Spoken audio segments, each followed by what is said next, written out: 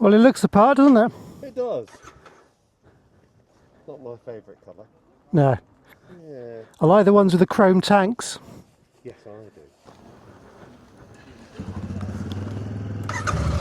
Oh my God, kickstand up.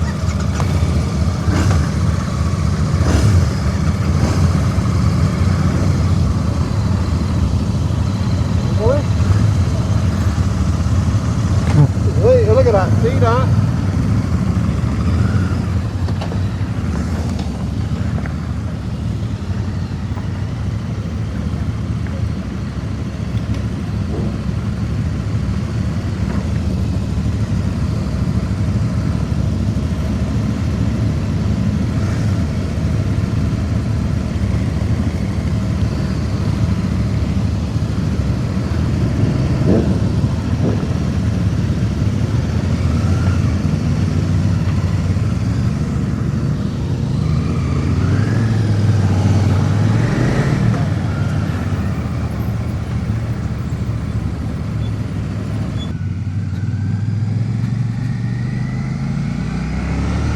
So good morning. Here we are on the Royal Enfield Demo Day at Crewe Motorcycle Centre. So first up, Royal Enfield Shotgun. So this is something I've found through the Riders Club of Europe, the Royal Enfield Riders Club that you get membership to when you buy Royal Enfield. And thought it might be a good thing to get on, because I've been struggling with decision between various Royal Enfield bikes. I liked the 650s, rode the Bear, obviously rode the Shotgun Classic 650, but yeah, couldn't really decide. I remember the Shotgun being something I really enjoyed riding, but wasn't sure how it compared to the Classic 650 directly. So this demo day, you're able to book onto multiple bikes for the day, and basically I am riding 9 AM to maybe 3 PM today, or sorry, 10 AM to 3 PM on various different bikes. So we're starting off on the Shotgun, then we're going to ride the Classic 350, then I'm on the Classic 650, then the Guerrilla, and then I'm on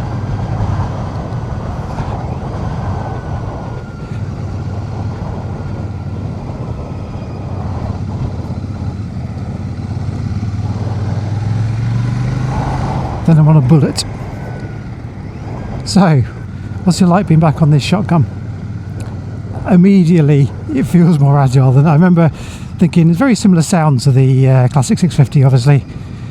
Same engine. Prefer the twin pipes of this to the Bear, but this feels more compact. The position, you kind of, I think the bars are a little bit narrower, definitely swept back. Feels very nice though. Very, very agile machine.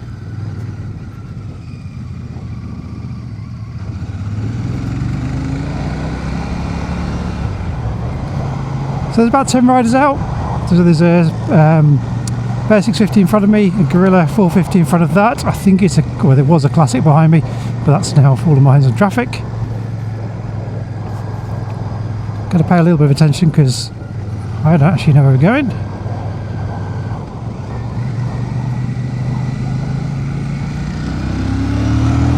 Oh yes. Yeah, okay, this is definitely the most agile out of the 650s, more so than the Bear by a long way, and more than the Classic. So it's a proper little roadster. Well, it feels like it anyway. I know it's based on the same platform as a Super Meteor. Still got the vibes through the seat, just like the Classic 650.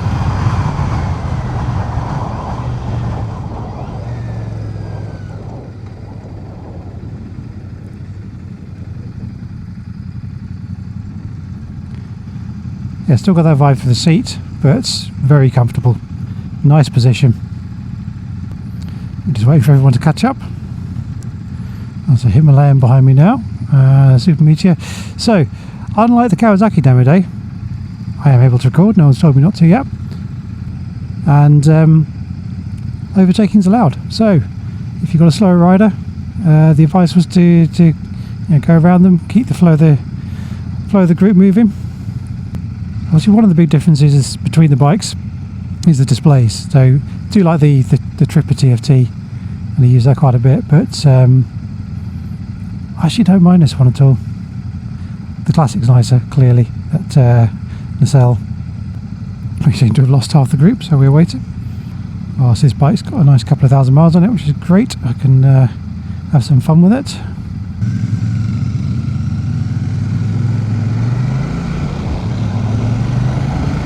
And we're off again.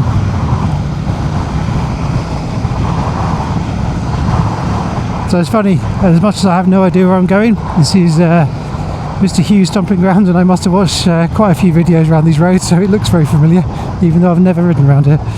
It's quite funny. Now that's interesting. That throttle, a little bit snatchy on that one. Wow, okay. That's got a nice feel to it.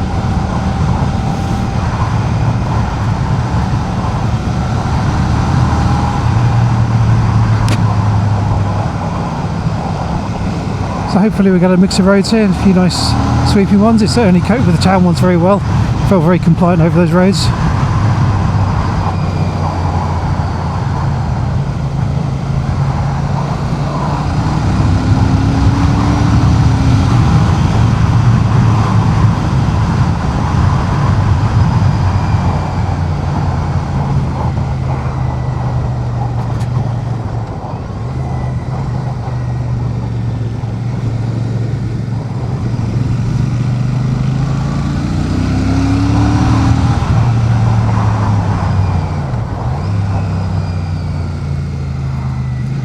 Do just love the sound of this engine. Other than that kind of mild vibe for the seat, is super smooth. For parallel twin, I just don't know how they've made this thing so smooth. Such a beautiful engine.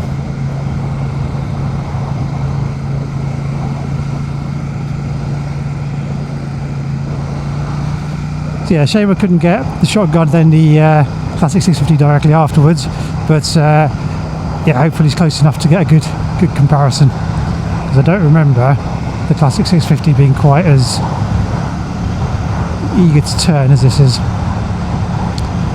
I don't know if that means the rake's different on the suspension, or something else different about it. Definitely firmer suspension, obviously upside down forks on this versus the old cartridge forks on the other one, and cast wheels rather than spoked wheels, which will make a difference to the weight and the behaviour. Very nice.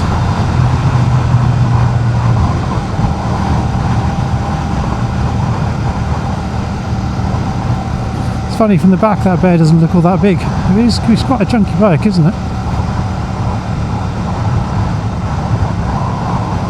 That's interesting. I know a lot of people complain about the 2-in-1 lights. I'm just looking at that with the Guerrillas ahead, and I don't mind them. I actually think they look quite good.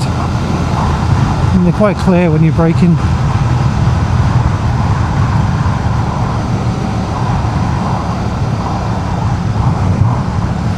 Morning, lazy cows.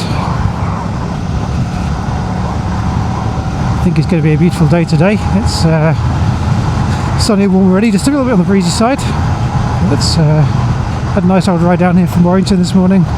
It's only 30 miles or so, just took the scenic route, which was good.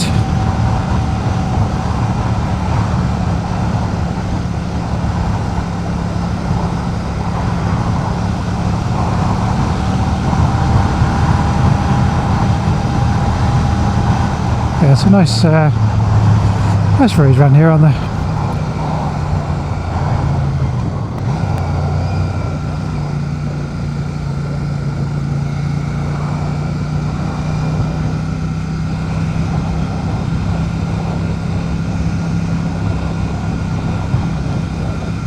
So I suppose one of the other big differences is the blacked out versus the chrome.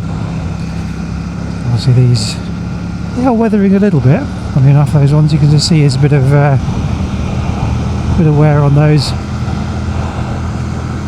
wonder whether the chrome's easier to polish up, but otherwise is all the same. I mean, the second gear, the braking clutch are lovely. Yeah, there is a bit of a jolt to that throttle. I can't open it smoothly. I don't know whether that suggests the throttle body's got something wrong with it or not, but it's nice when you're on the throttle, just a little bit of a lurch and surge coming on and off it.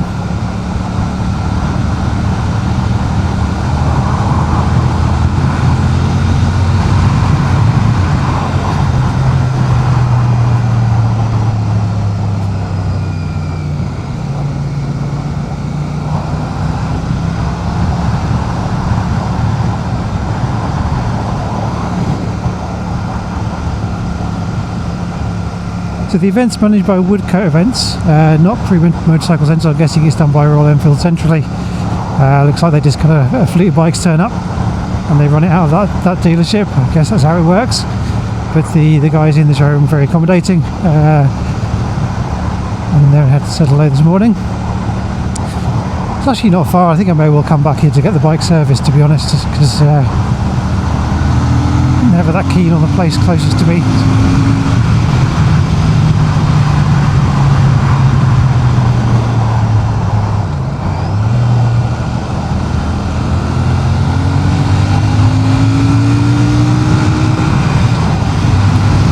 The rev limiter there. That's interesting.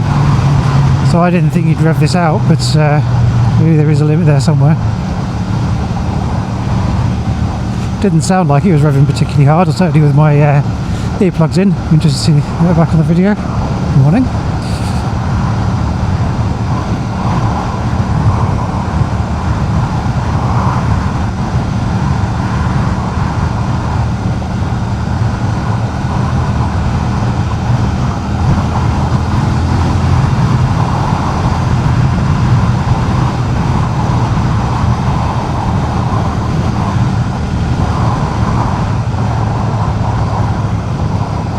Himalayan. It's one of the older ones.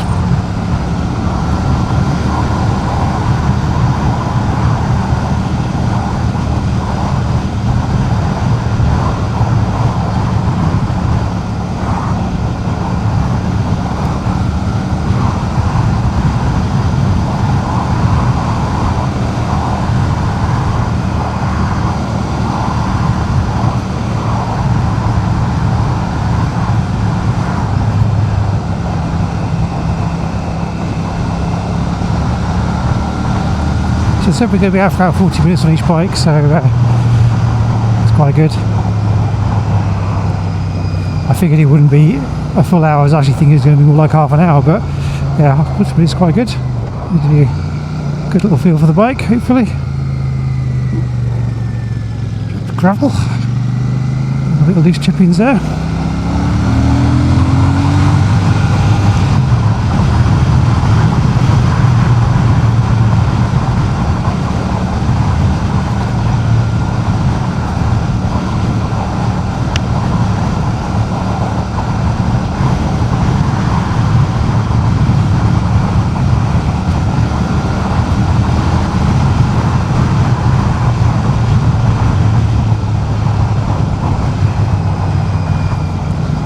So the advantage to getting a shotgun at this point in time would be they've been around a little bit longer and they don't actually seem to be as popular.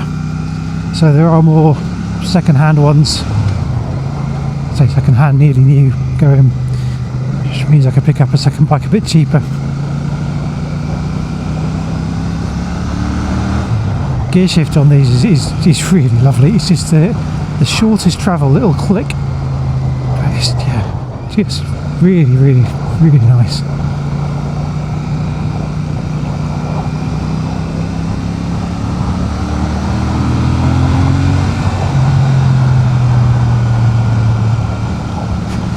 A bit bumpy up and down these roads, but it's handled it well. It is, from my memory, firmer than the Classic. We'll see in a bit, but I guess that helps with the agility as well. But definitely not uncomfortable. I'd be happy sitting on this bike for a lot longer.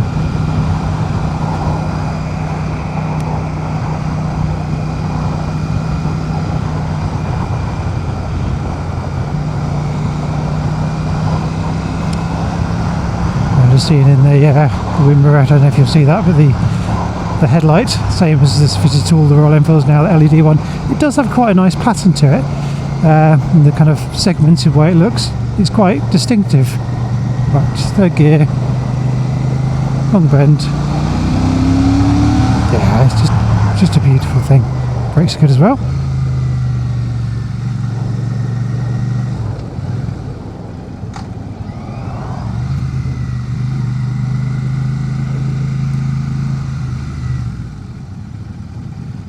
One advantage to having an analog dash is the clarity of the indicator light. You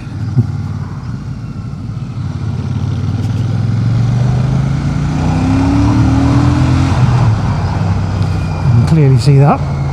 Just in your peripheral vision as well, whereas you're looking for it on the TFT. I find myself cancelling a lot more than I need to, just to be sure, because it's not that clear on the TFT.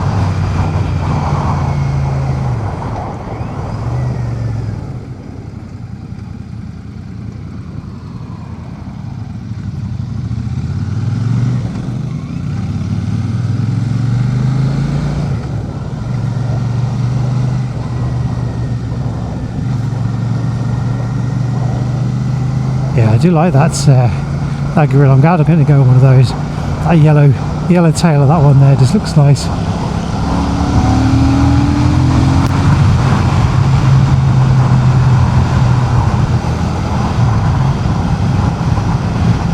I actually thought, being Royal Enfields, this might be a bit more of a pinball road test, but actually he's just as aggressive as the Kawasaki guy was. The lead rider is he's not hammering it, but he's not hanging about either, so I guess they're trying to keep everybody happy. Doing a good job so far. I don't want to go any faster.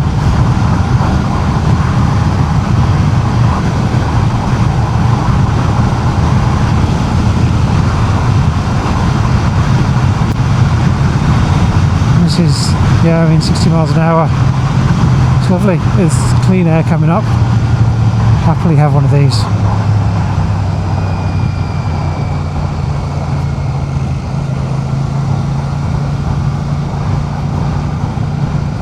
Feel a little bit of weight on my arms, not much, but compared to the sit-up and beg nature of the Himalayan, there is a bit more work to do there, but I say definitely not bad.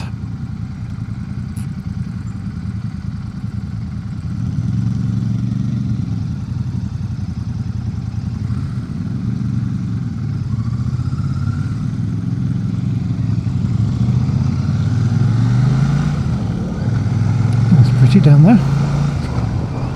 Not sure where this is. Northwich maybe, or Winsford? No, not Winsford. Oh, it does corner beautifully, this.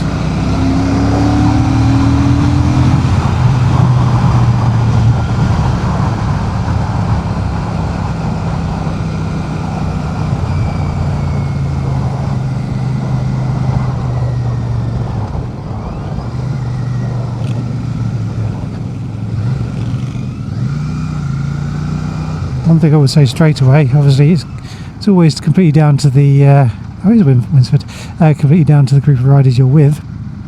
But I mentioned on the Kawasaki demo day video that I was a little bit nervous with the guy that was in front of me before, but watching behind and in front, it's more like a riding school. The standard of riding is very good. They're checking, they're aware where I am, which I like. Conscious of other riders, so maybe Royal Enfields just attract a nicer calibre of rider.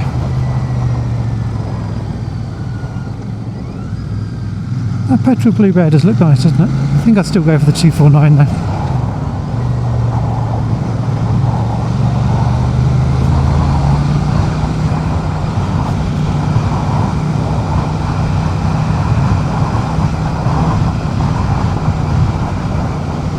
And I added the 350 Classic and the Bullet because out of interest. I mean, I always love the sound of them, and that's more of a, well, if I'm going for the Classic 650, should I be looking at the Classic 350 as the authentic version?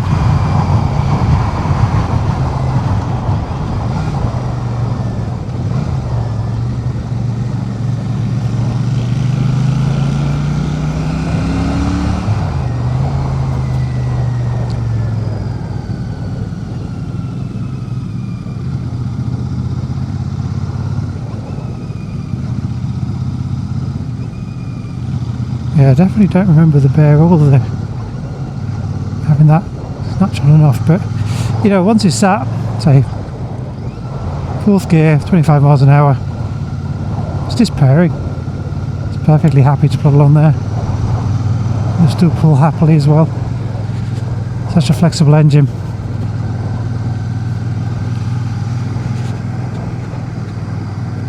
Seat's very comfortable. I do like these sculpted seats.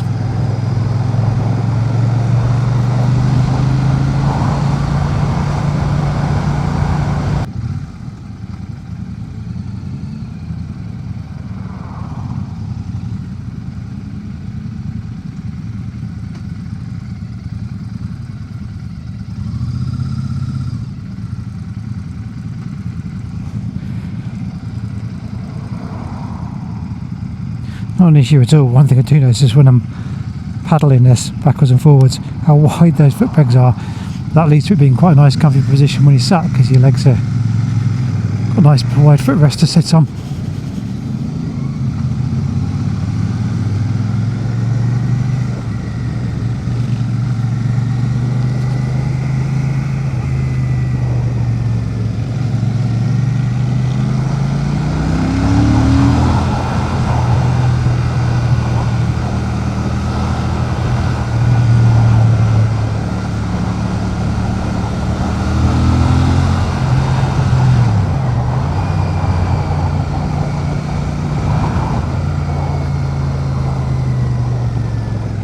Yeah, I think those brake lights are nice and clear.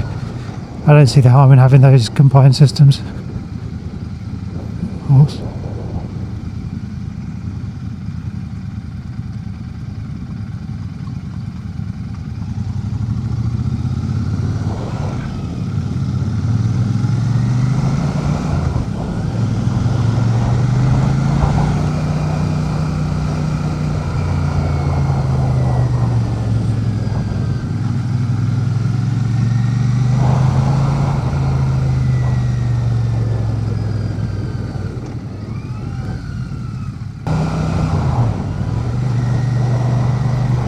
Came in this way, so we're not too far from back, I don't think.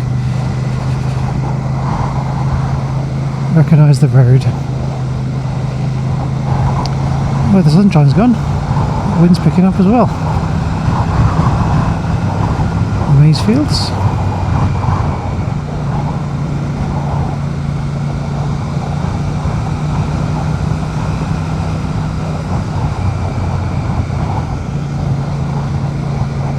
Still got a nice riding position, this. You do feel quite, yeah, raised. It's not a low slung thing at all.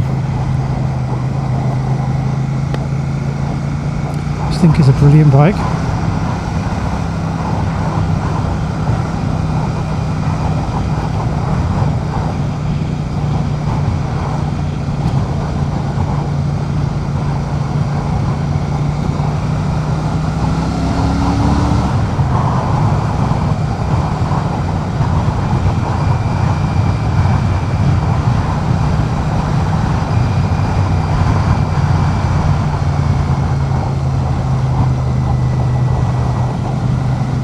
Oh yes, I remember this one being a bit crappy surface on the way down here. I hate these ripply roads. Tyres just squirm under them, don't they?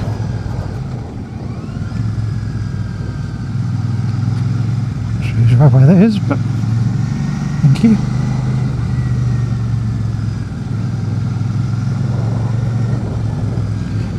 And there's little cottages around here.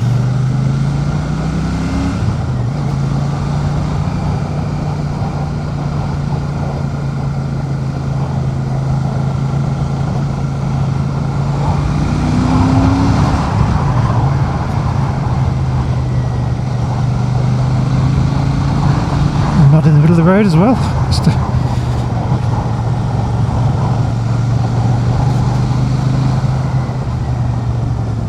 Oh, jeepers, that's a smoky old ice cream van. I can smell that from back here. I've been gassed thoroughly this morning. I sat behind an old Triumph Stag on the way here. So it's a four-way set of temporary traffic lights, which took forever to change, and he was running very rich. It's getting I couldn't move, couldn't get around him, so Starting to feel a bit nauseous.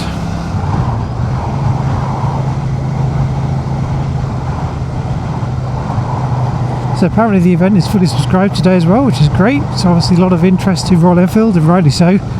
They are phenomenal machines.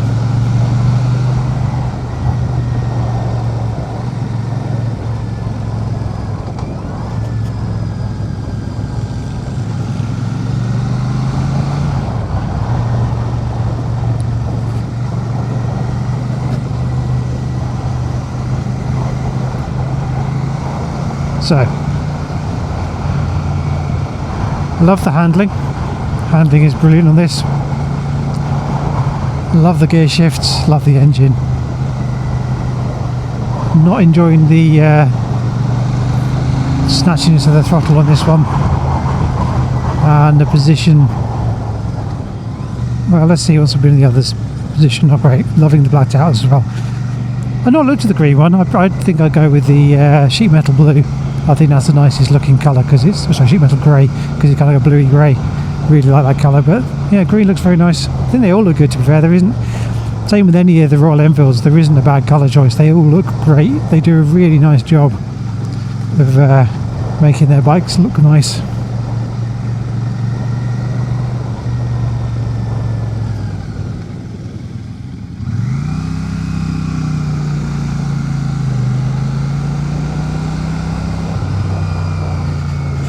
Plenty of room to get in through there as well, but there we go.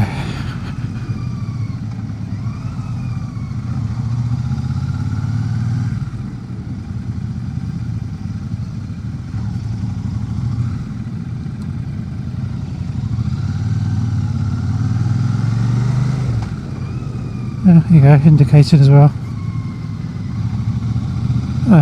The indicator is definitely clearer on the Bear, I'll give it that, 100%.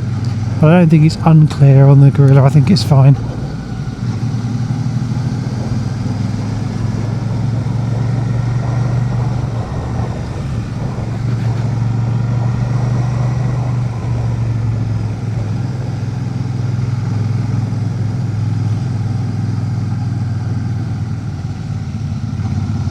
Right, so third gear uphill, 20 miles an hour. It's not lugging, it's just copes with everything, this bike.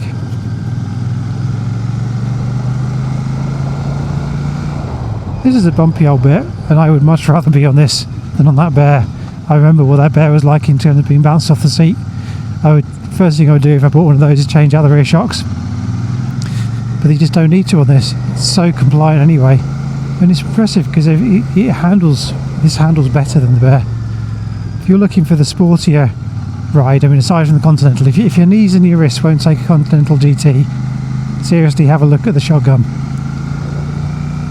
For my money, this is the sportiest one. Just the lightest of touches, isn't it?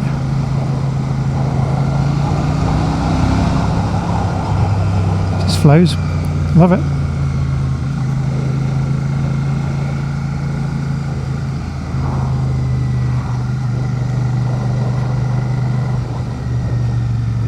I'll show you the bus here. There's a nice long straight to open up on this, but I don't think we're getting past that bus, are we?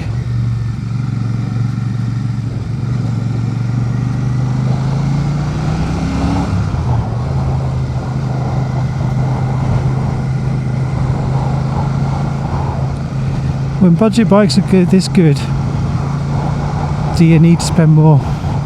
Honestly, that's the dilemma I think I'm having.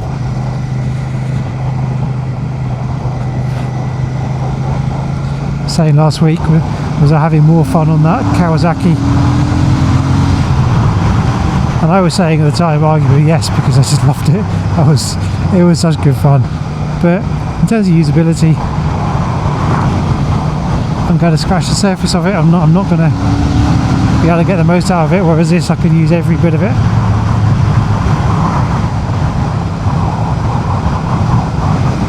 Okay, it doesn't handle the same way.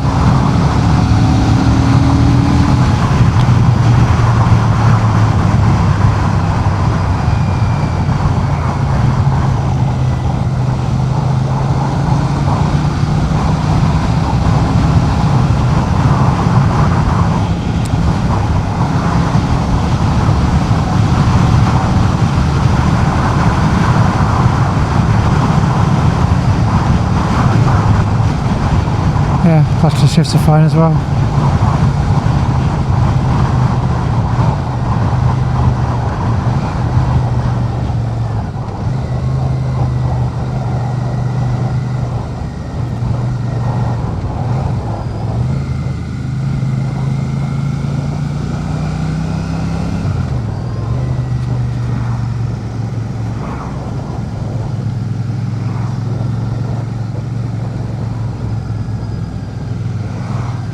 And back into Crewe we go.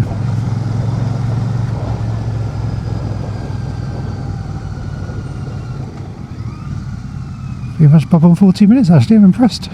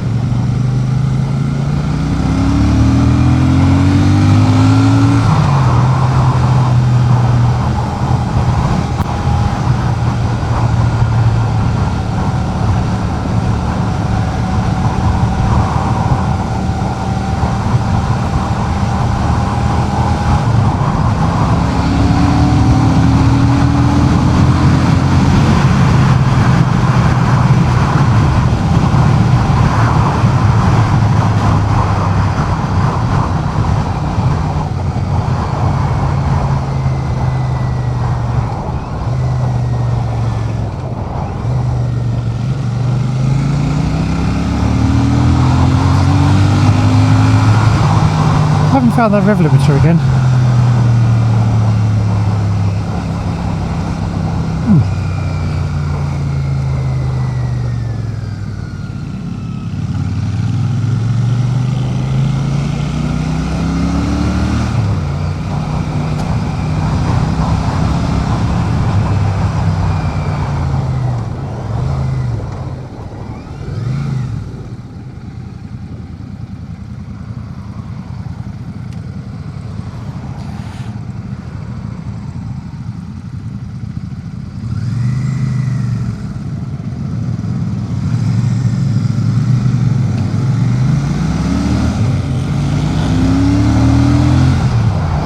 Good looking bike that bear, isn't it?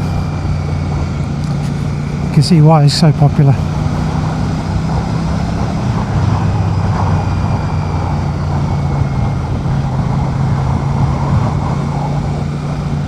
Lead writer is now a scooter with an L plate.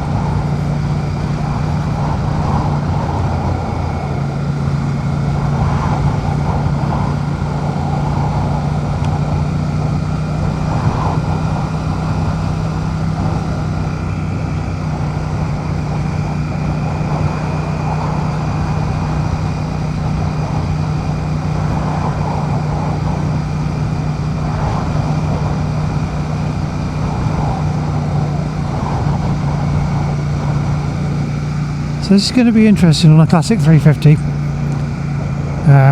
because this has been quite pleasant keeping up. I'm wondering, I'll be impressed if he keeps up with the riders doing this.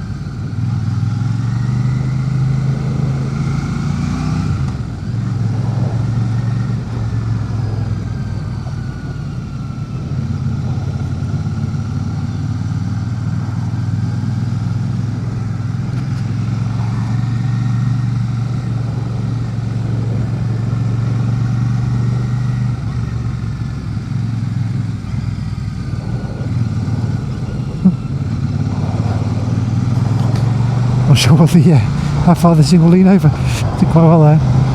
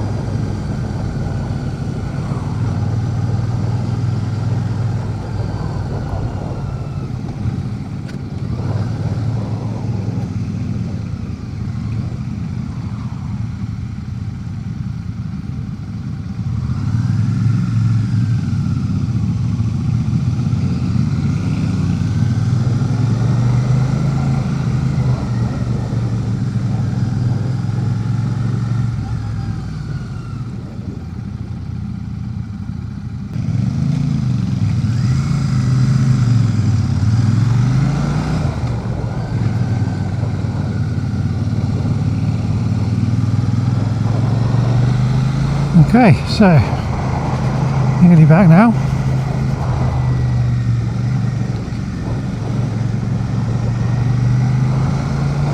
So that was the Royal Enfield Shotgun.